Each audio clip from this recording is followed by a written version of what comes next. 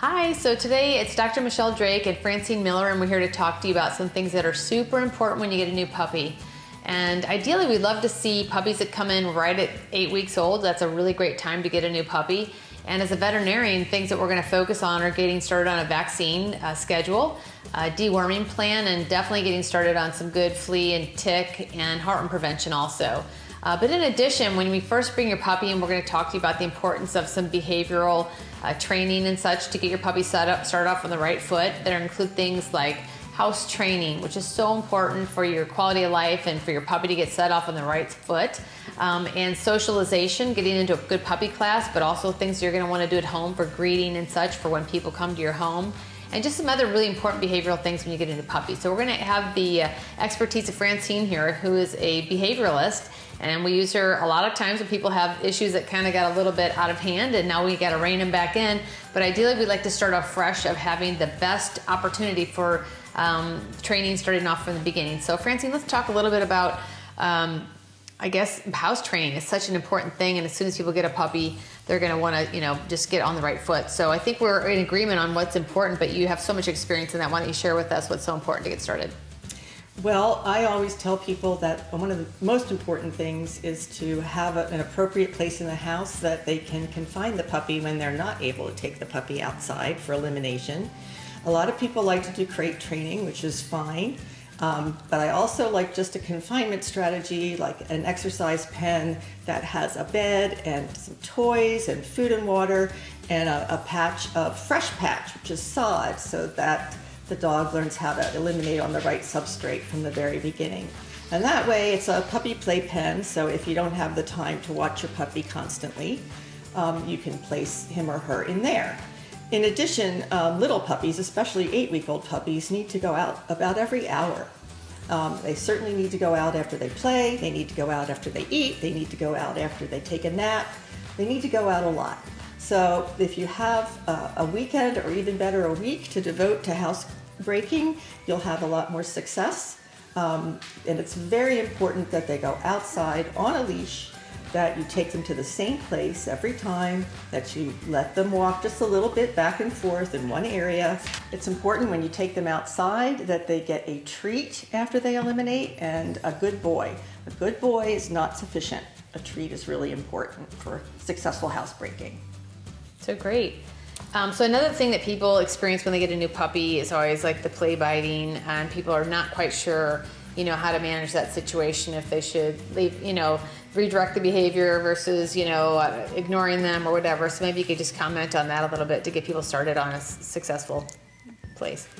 Puppy biting can be really difficult and painful, and we've all experienced it. Puppies explore with their mouths, so this is a really natural behavior for them. When they place their mouth on your skin, you must immediately make some kind of sound and withdraw yourself. So it doesn't need to be a high screech. It can be a low ah, but you need to remove your hands and walk away. Play needs to end as soon as the puppy puts his mouth on your skin. It is a very difficult thing to break, and it is something that requires a lot of consistency in doing that, and everyone in the house needs to do it. It's especially important to not play with the puppy with hands. A lot of people like to do that, and it's a tease, and it just engages the puppy in hands rather than to a toy. So you always want to play with a toy or redirect to a toy. So that's great, thanks so much. Another thing that I find that is a bit confusing for people when they get a new puppy is quite often they've been told by wherever they're adopting the dog from or buying the dog that they should wait until all the vaccines have been finished up. And we are big proponents of getting puppies into puppy class immediately. That 8-week period, 8 to 12 and 8 to 16 weeks is such a critical time for socialization. So maybe you could just add to that of your experience with those that have that versus those that don't get in there right away.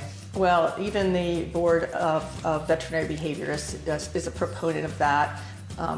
Many more dogs, unfortunately, end up being euthanized for behavior problems than they do for getting sick in a puppy class. And it's so important for the dog to learn to play with other puppies appropriately. That's where they really learn bite inhibition, is from other puppies, to be passed from person to person, to learn that people are fun, be exposed to everything in the environment that might later be a stressor to them, so that they learn that things are safe, and they become more behaviorally healthy. It's very, very critical. Yeah, I always call it controlled chaos. That a good puppy class is controlled chaos, where somebody kind of knows how to direct the behavior in the right way, but they get exposed to a lot of different things. I have never, in my experience, had a dog that had anything serious happen from going to puppy class at 8 weeks, so I strongly encourage you to get in right away. It's really Drake important. Center, we definitely recommend that.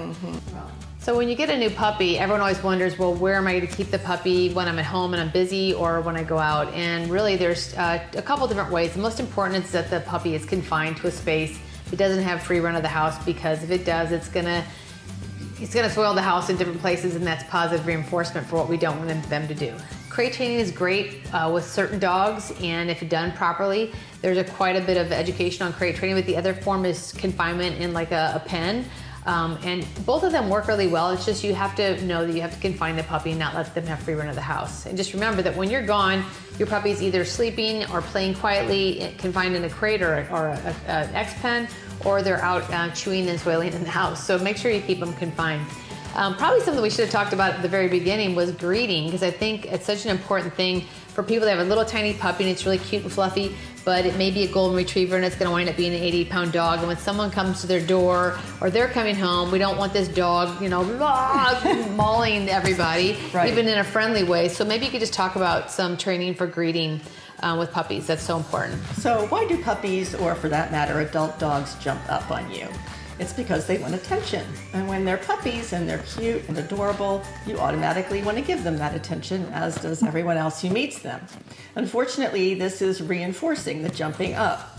So if you want to curb that, or help the dog to learn to not do that and to sit nicely for attention instead, the best strategy is to ignore the dog when he or she is jumping up. I even tell people, if they have to act like Julia Roberts and very dramatically turn around and turn their back to them, that might be the best strategy. As soon as the dog is seated, that is when you give them attention. And they will learn very quickly that sitting is what gets them attention rather than jumping up. But consistency is really important. So that means not just you and your family members, but everybody that the dog meets needs to not give the dog attention if they jump up. And people are a lot more difficult to control than your puppy. So again, we just want to remind everyone that it's super important to get the puppy started right away at 8 weeks, because quite often we see issues when dogs get a little bit older, and by then these kind of naughty behaviors have been reinforced or not addressed, and they're just that much harder to get under control.